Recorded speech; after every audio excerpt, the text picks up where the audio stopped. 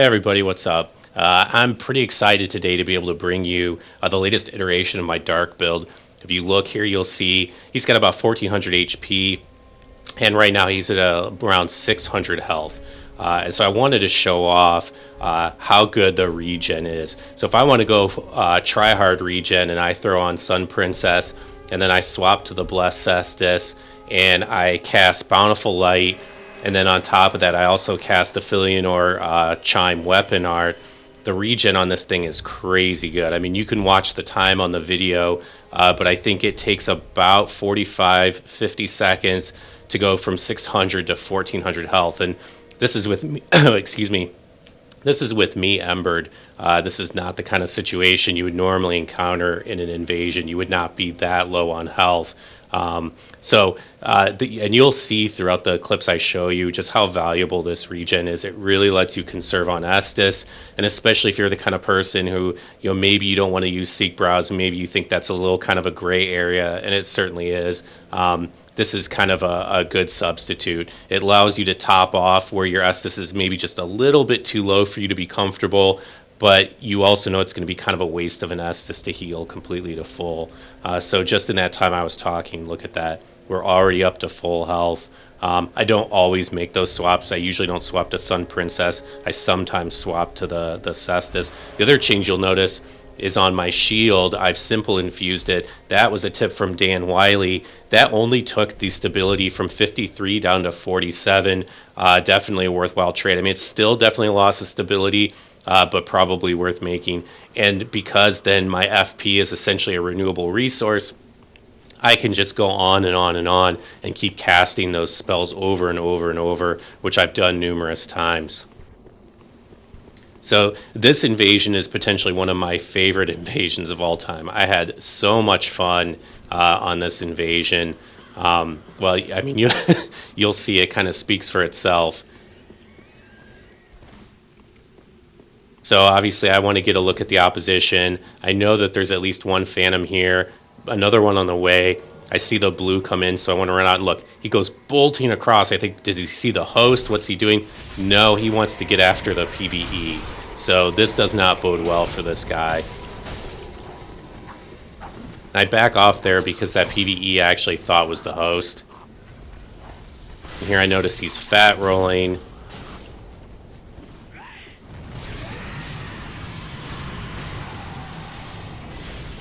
These lightning arrows do so much damage on a dark build, it's crazy. So he comes running up at me, I blast him. I know when he comes out of hit stun he's going to come swinging, but I'm afraid maybe it's some sort of bait, so I don't go for the parry just then. And this guy's swinging out of hit stun just constantly. So I know this guy's going to be easy to put down. But at this point in his mind, he's been doing a lot of damage to me. So they're chasing me pretty hard, running R1 into standing R1. So at this point, I've shown them nothing but weakness. At this point, he must think that I'm a scrub and I'm going to be really easy pickings. So now at this point, I've showed them nothing but weakness. And it's time to show them some strength. I don't have time to go for the dagger, or at least I don't want to risk it with the Sunbro swinging right on top of me.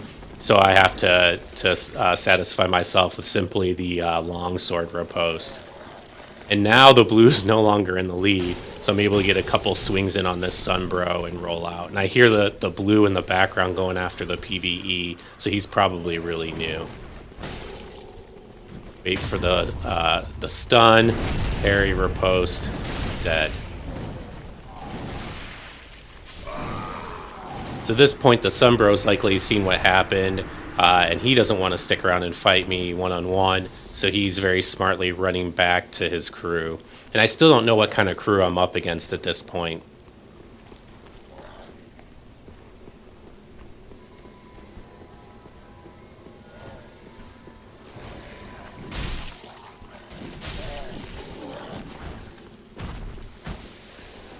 So I wasn't expecting the Sunbro to just stop like that, or I would have definitely gone for a backstab. And right away I can tell this blue and I have a really good connection. There's like almost no latency at all, which is really nice. I've been dealing with a lot of high latency connections lately, and I thought I spaced that.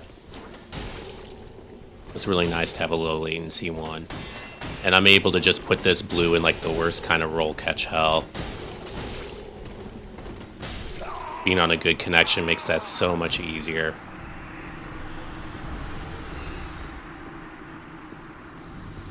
So I hadn't noticed it at the time, but there's another dark spirit here. Obviously, they're running dried fingers.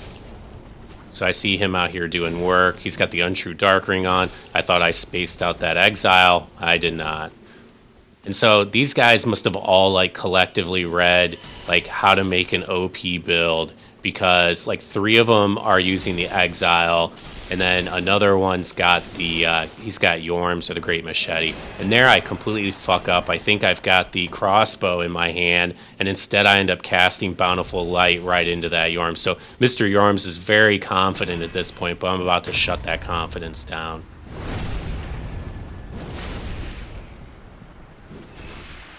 So just a very, very green gank squad here.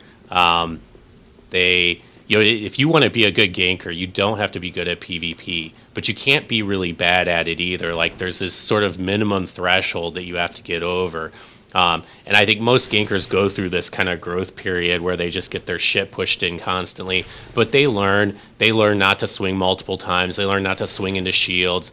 And as long as you avoid kind of the basic parry baits, then you're going to do fine as a gank squad. But these guys haven't gotten to that point. And actually, this reminds me of kind of early or mid 2016 when all the gank squads were still really green.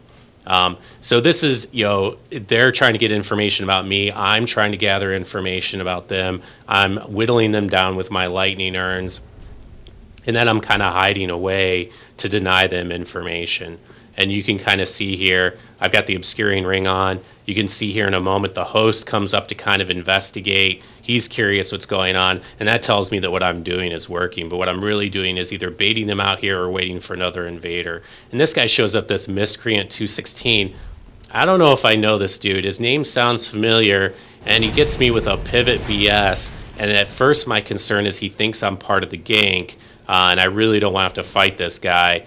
So I'm not sure if he knew me and he was just screwing around or what, but he didn't stick around to fight me. And momentarily I consider just letting this guy kind of deal with the gankers on his own, but I realize I need the help.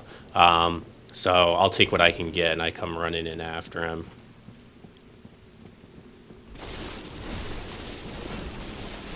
I make a bunch of mistakes here. So first mistake there, I didn't get the shield up quickly enough to block the first R1 for the setup parry.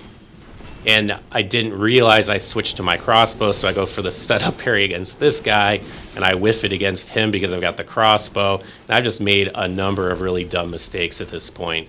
Now watch this. I get him with the setup parry. The other guy swings through me even though I'm switching over to the dagger. And this reinforces a point when I used to do a lot more critical attacks. There is some kind of iframe mechanic. And there I just don't manage my stamina well enough. But there's some kind of iframe mechanic after you successfully parry where you cannot be hit out of it. And I don't really understand it completely. And I don't know if there's anyone out there that does. I've never really seen people talk about it. So if anyone knows anything, I'd be really curious to hear about it. And that's not the only time. I mean, I've seen it happen numerous times where you successfully don't get stunned by somebody else after a parry. But before you press R1. And there I should have ended the fight, but unfortunately the other red got involved and ruined my setup parry.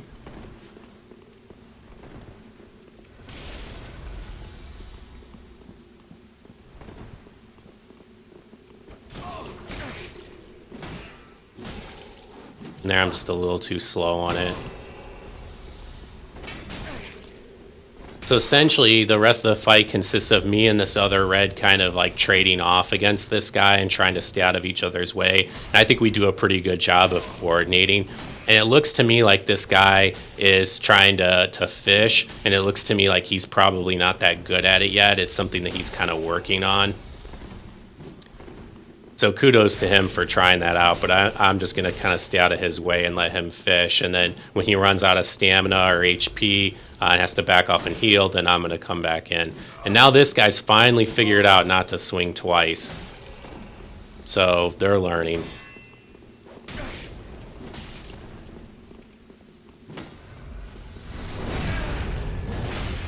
The Dark Souls guy and I were talking about this the other day, about the trade-offs in information gathering and taking advantage of a situation, right? So when you see a guy roll at you when you throw a bomb at him, do you go for a parry? Well, most of the time it's probably a trade worth making. But I've had a couple of occasions where the guys have gone around and stabbed me in the back, and the problem was I assumed that because they were blue, they were scrubs, which still on average is a good assumption, but it's certainly not true for all of them. But then there's a tension because if you always wait, and there, yet another missed opportunity for a setup parry. But if you always wait until you gather more information about the player, sure, you'll avoid those sorts of situations where you get backstabbed, but you also miss out on a lot of opportunities to get parries. And so trying to find that kind of optimal trade-off between information gathering and taking your advantages or your opportunities when they come is still something I'm still trying to balance out. So this invasion, I need to give you some backstory. So when you walk into the chapel, there's that door to the right, and then you walk down the hallway and there's an elevator there. I've got a host and his phantom that are up there, and they're standing on the elevator to keep me from following them. And for a number of other reasons, which I won't get into, they've essentially been acting kind of like griefers. Like they're not really interested in progressing through the level. They're not interested in fighting me. They're just trying to kind of make my life difficult. This invasion's been going on for about 15 minutes already at this point, and I lost the beginning footage. So this is me coming all the way around, and I know I'm going to make noise coming through here. So I'm kind of I slow it down right here, but it's too late. They've already heard me, and they've already took the elevator back down. So at this point, they're probably having a pretty good old time because they forced me all the way around here, and now, of course, they're going to stand on the elevator button down at the bottom as well. Now, while I can't do anything about them standing on it above me, I can do something about it with them standing below me. So the strat here is to throw a couple rope fire bombs down there, and then when the hit stun knocks them off the button, I'm right there on the lever ready to bring it up. That's exactly what happens.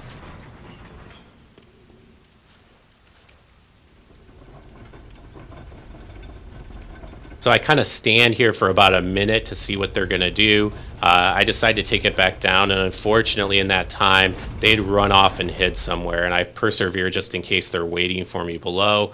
But I end up going around all over the level and hunting for them. I mean, this is probably like another 7-8 minutes of me running through here trying to find these guys.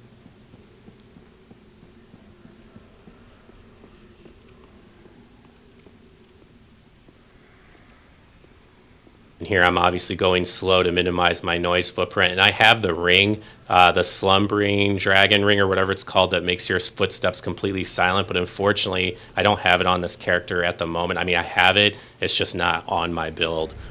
So the guy already saw me. So I'm switching to the silver cat in case I have to plunge these guys when they take the elevator back down. And this is their thing. They keep doing like the bow in reverse to like, I guess stick their ass at me. So I get kind of my first break where one of them takes the elevator down below and leaves the host here by himself, and I'm able to get some shots in. They've both got Lothric shields on, though, which makes them difficult and allows them to really effectively turtle up, which is one of the reasons I switched to the mace, because it does a lot more stamina damage. And there, unfortunately, when I was unlocked, I gave the Phantom my back, and he was able to backstab me.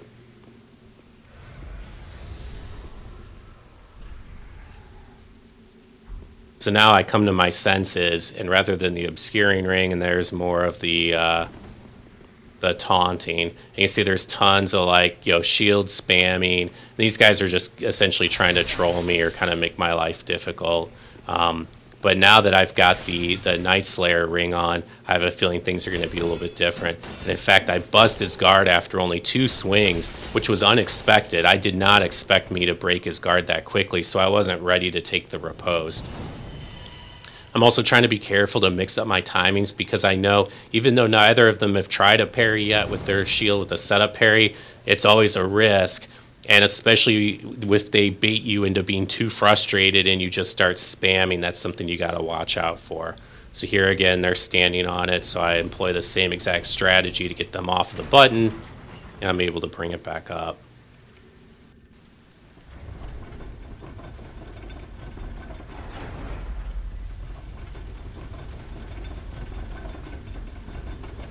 So I hit perseverance as I come down because I'm expecting them to be ambushing me. And fortunately, I'm able to get one of them in here with me. And so what happens here for the next couple of minutes is I kind of trade off going after one phantom versus another, which is actually fine by me because I'm actually able to do a considerable amount of damage to both of them with this approach. And you can see I've got regen going too, so the damage that they're doing is slowly being regenerated as well. And I'm fine with each of them getting away. What I don't want is to get them both on the elevator with me at the same time.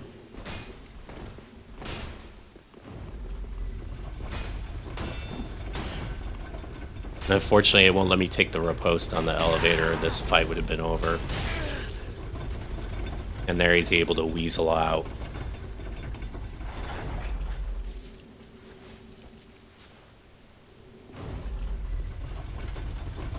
I was also worried about them plunging me on the elevator.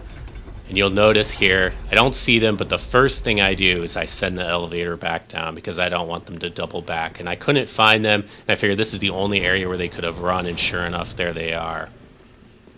And what happens here is, like, for another 5 minutes, we kind of cat and mouse at the entryway here. And I know if I come out here, they're going to try to double back, and they're going to try and take the elevator back down, because that's the little game that they want to play. So you see, as soon as I come out, they come running towards the entrance. So I am not going to go out there. And so I kind of force this cat and mouse game. And then finally I get a bit of a break. The host comes in, throws his guard up, and gets guard broken because I've still got the Night Slayer ring on. And I've actually been thinking about making a video about that ring. It's so good, and I rarely hear anything about it. So I got the Phantom in full-on panic mode. He sees my dart chipping through his shield, and I'm able to finally kill him. And so now the clock's on. I gotta go and find this host because I know for a fact he's gonna want to resummon as soon as he can. And fortunately, he ran when he saw me kill the Phantom, but because I put the elevator back down, he can't get back down right away, and he's forced to deal with me. And there's the parry I was expecting all along.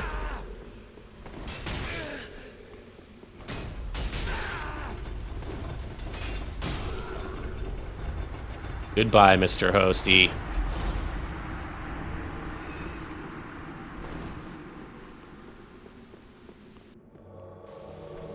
So I had a couple clips in here that I thought were good examples of co-invading and how to co-invade and how to work well as a team and how to kind of stay out of each other's way and split the team up, split the gankers up. So as I come in here, I see somebody taking damage, and then suddenly I see that there's a red taking damage, and so I stop what I'm doing and I start sprinting in here because I know I gotta save him and keep him alive. I should have just jumped down there off the cliff. I shouldn't have worried about this. And now I'm just running headlong in there. I'm not worried about getting hit or anything like that. I'm basically trying to take their aggro away so he can back off and heal. And so now I've taken two of them. That leaves the invader with one phantom that he should be able to deal with. Unfortunately, the blue there gets a hornet-backed backstab on me. And see there, the invader does the same thing for me in return. He comes charging in to let me back off and heal. And now I get to focus on this blue here.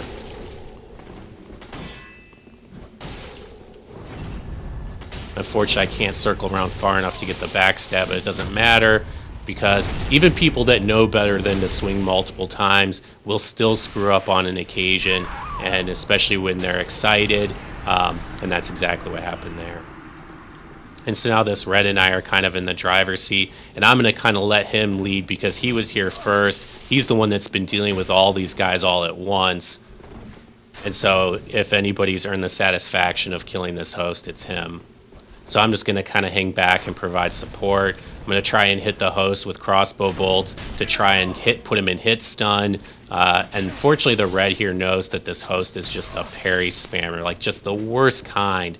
I cut a lot of it out, but I would say in the time since I've gotten here, I've seen that host parry at least 20 times. At least 20 times. Unfortunately, he hasn't gotten anyone yet, because the other red's being careful and is circling around for the backstab. So the host manages to get this other Sunbro in. And so I focus on the Sunbro so the host can still take on the host. Look at that chip through the shield. Goodbye.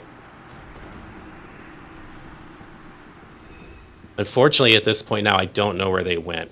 So I figure the safest thing is to hang down here and wait for them to come back. Now I see another blue coming in. Like 3 or 4 minutes have elapsed since I killed that Sunbro. And now I see where they are. They're up top. And unfortunately, as I'm coming up the elevator to give him back up, he killed the Dark Spirit.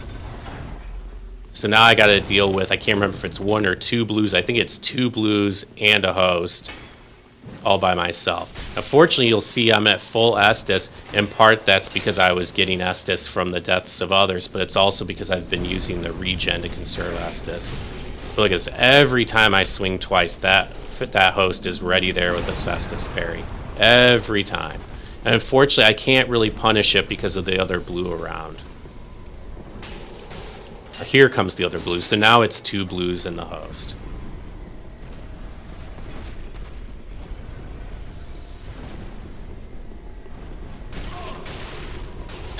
With that, man, just constant parry spamming.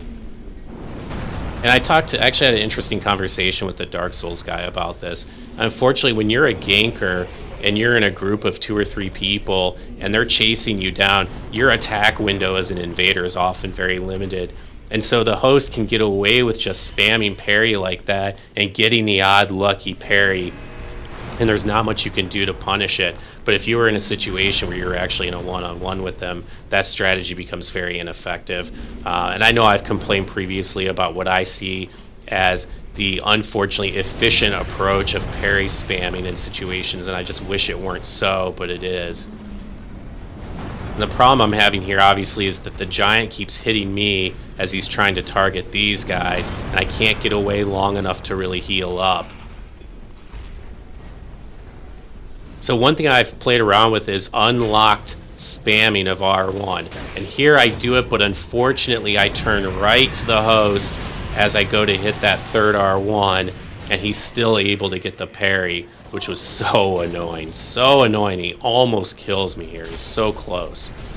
And here I get stuck in kind of this shitty loop where I can't get away to heal because the giant keeps trying to hit the host. So every time I heal up, the giant comes and smashes me.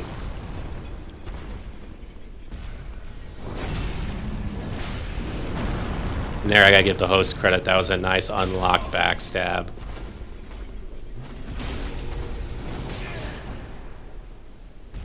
Now, fortunately, because I'd been so reliant on my my regen, I was able to go and blow through all my Estus at the end there, and then the giant killed the host, which is a very fitting end. God, hosts like that annoy me. So for the last invasion, I've been looking for the host for a long time at this point rather. I see Wave Blue, and now I see a blue come in. And keep in mind, this is soul level 36, and he's got Leto's hammer. And already this tells me a lot of interesting information about this guy. I mean, this isn't a build that you come up with by accident. This was something that was obviously pretty carefully planned.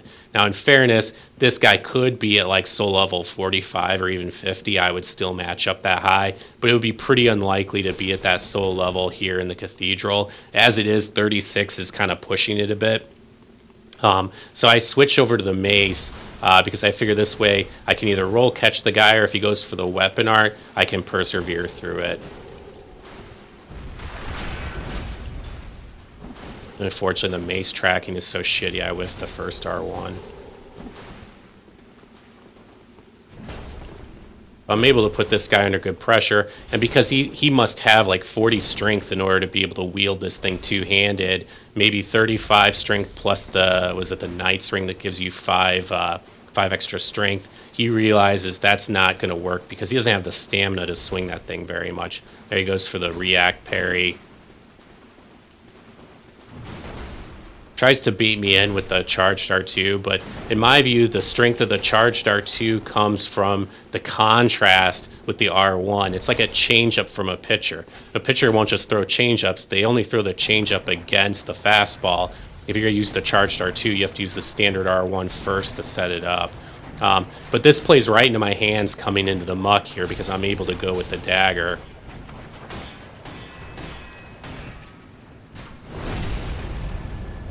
Put this blue down, and then the other blue makes a really big mistake. Watch, he goes for the charged R2, which puts him right in front of me, and I'm able to kill him. And here for a moment, I forgot that the blue was a blue. I was thinking that he was the host. I'm waiting for the fight to end, and I'm just kind of standing around. And then suddenly I realized, like, oh shit, that wasn't the host. And then I spent like another 5 minutes. This is a recurring theme here. Like, I spend so much time just hunting for people. And here I finally find the host, and he's got like some sort of poison build.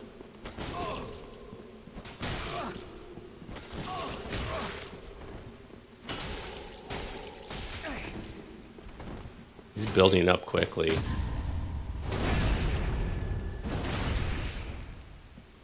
Well, that's all I got for you guys today. Thanks so much for checking in. Take care.